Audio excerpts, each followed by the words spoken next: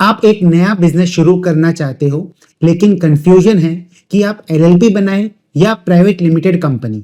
Don't worry दोस्तों, आज के इस वीडियो में हम यही कंफ्यूजन को दूर करेंगे। तो बिना टाइम वेस्ट करे चलिए शुरू करते हैं।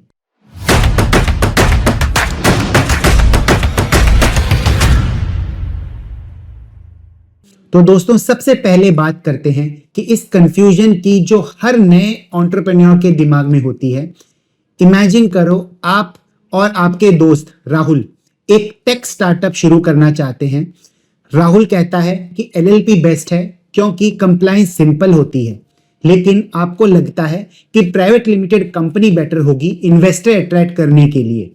तो कौन सही है, ये समझने के लिए हमें पहले दोनों स्ट्रक्चर्स को डिटेल में समझना होगा।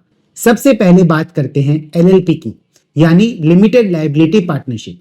ये एक ऐसा बिजनेस स्ट्रक्चर है जो पार्टनरशिप और कंपनी का हाइब्रिड है। इसमें पार्टनर्स की लायबिलिटी लिमिटेड होती है, यानी अगर कंपनी लॉस करे तो आपका पर्सनल एसेट सेफ रहेगा। एग्जाम्पल के लिए सोचिए, रमेश और सुरेश एक कैफे शुरू करते हैं एलएलपी के फॉर्म के अंदर। अगर कैफे में लॉस होता है तो सिर्फ कैफे के एसेट्स यूज होंगे लॉस कवर करने के लिए। रमेश और सुरेश के पर्सनल बैंक अकाउंट्स या घर को कोई फर्क नहीं पड़ेगा। ये स्ट्रक्चर उन लोगों के लिए बेस्ट है जो small to medium scale business शुरू कर रहे हैं और जिनको बहुत ज्यादा कंप्लायंस नहीं चाहिए। तो एलएलपी के मेजर फीचर्स क्या हैं? सबसे पहला फीचर लिमिटेड लायबिलिटी, दूसरा है वो काफी फ्लेक्सिबल होता है, तीसरा है सिंपल कंप्लायंसेस और उसमें ऑडिट भी नहीं रिक्वायर्ड है up to a certain turnover. अब बात करते हैं प्राइवेट लिमिटेड कंपनी की। ये स्ट्रक्चर उन बिजनेस के लिए होता है जो फास्ट ग्रो करना चाहते हैं और जिनको फंडिंग या इन्वेस्टमेंट की जरूरत है। एक प्राइवेट लिमिटेड कंपनी का अपना सेपरेट लीगल आइडेंटिटी होती है, यानी कंपनी और उसके शेयर होल्डर्स अलग होते हैं।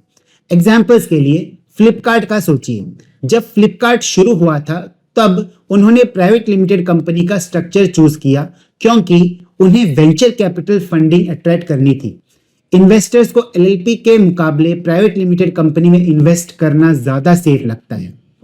तो प्राइवेट लिमिटेड कंपनी की फीचर्स क्या हैं? सबसे पहला फीचर है उसमें भी सेपरेट लीगल एंटिटी होती है। आप उसमें फंड्स आसानी से रेज कर सकते हैं। प्राइवेट लिमिटेड कंपनी की क्रेडिबिलिटी थोड़ी हायर होती है एज कंपेयर टू एलएलपी, और उसमें बहुत सारे कंप्लायंसेस होते हैं जैसे कि ऑडिट्स, आरओसी फाइलिंग्स एटसेट्रा। अब बात करते हैं इन दोनों स्ट्रक्चर्स के डिफरेंसेस की। यहाँ पे कुछ इंपॉर्टेंट फैक्टर्स हैं जो आपको अपने डिसीजन में मदद करेंगे। पहला फैक्टर है रजिस्ट्रेशन कॉस्ट। एलएलपी का रजिस्ट्रेशन सस्ता होता है, स्पेशली अगर आपका कैपिटल कम हो। गवर्नमेंट की फीस और प्रोफेशनल फीस कम होती है। एलएलपी का सेटअप करना कॉस्ट इफेक्टिव ऑप्शन है फॉर स्मॉल बिजनेसेस और स्टार्टअप्स। प्राइवेट लिमिटेड का रजिस्ट्रेशन थोड़ा महंगा होता है एज कंपेयर टू एलएलपी। दूसरा फैक्टर है कंप्लायंसेस। एलएलपी के लिए कंप्लायंसेस सिंपल और लिमिटेड होती है। एनुअल रिटर्न फाइल करना पड़ता है और फॉर्म 8 और फॉर्म 11 सबमिट करनी होती है। ये प्रोसेस आसान है और कंप्लायंसेस कॉस्ट भी कम होती है। प्राइवेट लिमिटेड के लिए ज्यादा कंप्लायंसेस होता है, जैसे annual filings, form AOC 4, MGT 7, board meetings, auditor appointments और स्टैट्यूटरी रजिस्टर्स मेंटेन करनी होती है। तो कंप्लायंस वाइज एलएलपी इजी है। प्राइवेट लिमिटेड में कंप्लायंसेस ज्यादा है, लेकिन इन्वेस्टर्स के लिए ट्रांसपेरेंसी बेटर होती है। तीसरा फैक्टर है फंडिंग। एलएलपी में फंडिंग रेज करना थोड़ा मुश्किल होता है क्योंकि एलएलपी के पार्टनर्स डायरेक्टली इक्विटी नहीं दे सकते। वेंचर कैपिटलिस्ट और एंजल इन्वेस्टर्स एलएलपी में इन्वेस्ट करना प्रेफर नहीं करते। प्राइवेट लिमिटेड में शेयर्स इशू करके फंडिंग रेज आसानी से हो सकता है। इन्वेस्टर्स और वेंचर कैपिटलिस्ट को इक्विटी बेस्ड इन्वेस्टमेंट्स के लिए यह प्रेफर्ड ऑप्शन होता है। अगर आपको एक्सटर्नल फंडिंग या इन्वेस्टमेंट चाहिए तो private limited company is the only way to go. चौथा फैक्टर है टैक्सेशन। एलएलपी की टैक्स रेट काफी स्ट्रेट फॉरवर्ड है, 30% flat plus surcharge. Dividend distribution tax नहीं होता है, इसीलिए पार्टनर्स को प्रॉफिट डायरेक्टली मिलते हैं without extra tax. Private limited company को कॉर्पोरेट टैक्स लगता है 22%, और अगर डिविडेंड डिस्ट्रीब्यूट होता है तो शेयर होल्डर्स को भी टैक्स देना पड़ता है उनके इंडिविजुअल टैक्स रेट के हिसाब से। तो अगर शेयर होल्डर 30% टैक्स ब्रैकेट में आता है तो इफेक्टिव टैक्स रेट 45% बन जाती है। सो टैक्सेशन पर्सपेक्टिव से एलएलपी ज्यादा कॉस्ट एफिशिएंट होती है। पांचवा फैक्टर है unsecured loans. LLP partners directly किसी से भी अनसिक्योर्ड लोन ले सकते हैं अपनी एलएलपी के लिए। यह प्रोसेस सिंपल होता है और पेपर वर्क भी कम होता है। प्राइवेट लिमिटेड कंपनी में अनसिक्योर्ड लोन लेना इजीली पॉसिबल नहीं होता है।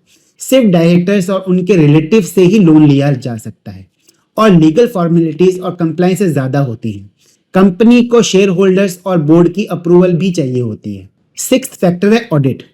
एलएलपी का ऑडिट तभी मैंडेटरी होता है जब टर्नओवर 40 लाख से ज्यादा हो या कैपिटल कंट्रीब्यूशन 25 लाख से ज्यादा हो। छोटी एलएलपी फर्म्स के लिए ऑडिट काफी टाइम तक अवॉइड किया जा सकता है। प्राइवेट लिमिटेड के लिए ऑडिट हर साल मैंडेटरी होती है, चाहे टर्नओवर कुछ भी हो। ऑडिटेड फाइनेंशियल स्टेटमेंट्स हर कंपनी को फाइल करनी मैंडेटरी है। एलएलपी छोटी फर्म्स के लिए कॉस्ट इफेक्टिव है और प्राइवेट लिमिटेड में ऑडिट एक लीगल रिक्वायरमेंट होती है। सेवेंथ फैक्टर है विड्रॉवल ऑफ कैपिटल। एलएलपी में पार्टनर्स अपने कैपिटल कंट्रीब्यूशन को विड्रॉ कर सकते हैं, लेकिन वो एलएलपी एग्रीमेंट के क्लॉजेस पे डिपेंड करता है। विड्रॉवल रिलेटिवली फ्लेक्सिबल होती है। प्राइवेट लिमिटेड कंपनी में कैपिटल विड्रॉ करना कॉम्प्लिकेटेड होता है। शेयर्स ट्रांसफर करने या डिविडेंड डिक्लेयर करने का प्रोसेस फॉलो करना पड़ता है। एलएलपी में कैपिटल विड्रॉल सिंपल और फ्लेक्सिबल होता है। एट्थ फैक्टर है सैलरी लिमिट। एलएलपी में पार्टनर्स को जो रेम्यूनरेशन मिलती है उसकी अपर लिमिट होती है एज पर इनकम टैक्स रूल्स। रेम्यूनरेशन का स्ट्रक्चर प्री डिफाइंड होता है। प्राइवेट लिमिटेड में डायरेक्टर को सैलरी देने का कोई अपर लिमिट नहीं होती। आप अपने सैलरी स्ट्रक्चर कस्टमाइज कर सकते हो बेस्ड ऑन कंपनीज परफॉर्मेंस। अगर आपको फ्लेक्सिबिलिटी चाहिए तो प्राइवेट लिमिटेड कंपनी ज्यादा बेटर है। चलिए एक छोटी सी कहानी के जरिए समझते हैं कि कौन सी चीज ज्यादा बेटर है, एलएलपी बेटर है या फिर प्राइवेट लिमिटेड। आकाश और नेहा एक ऑनलाइन क्लोथिंग ब्रांड शुरू करना चाहते हैं। आकाश एक एलएलपी के साथ जाता है क्योंकि उसका फोकस है कि अपने लोकल मार्केट में स्टेडी बिजनेस बनाना। कंप्लायंसेस भी सिंपल हैं और उसके लिए ये परफेक्ट फिट है। दूसरी तरफ नेहा एक प्राइवेट लिमिटेड कंपनी बनाती है क्योंकि उसका विजन है ग्लोबल एक्सपेंशन और उसे इन्वेस्टर से फंडिंग चाहिए। दोनों ने अपने गोल्स के हिसाब से अलग अलग स्ट्रक्चर चूज किया और दोनों सक्सेसफुल हैं। बस ये समझना जरूरी है कि आपके बिजनेस की नीड्स क्या हैं, उसके हिसाब से आपको दोनों में से कोई भी एक स्ट्रक्चर चूज कर सकते हैं। तो दोस्तों आपको समझ आ गया होगा कि एलएलपी और प्राइवेट लिमिटेड कंपनी में क्या डिफरेंसेस हैं और कौन सा स्ट्रक्चर आपके बिजनेस के लिए बेस्ट है। अगर आपको भी डाउट है तो नीचे डिस्क्रिप्शन में दिए गए लिंक के जरिए आप हमसे पूछ सकते हैं। अगर आपको ये वीडियो हेल्पफुल लगी तो लाइक, शेयर और सब्सक्राइब जरूर करें। मिलते हैं नेक्स्ट वीडियो में एक नए टॉपिक के साथ। तब तक के लिए keep hustling and keep growing.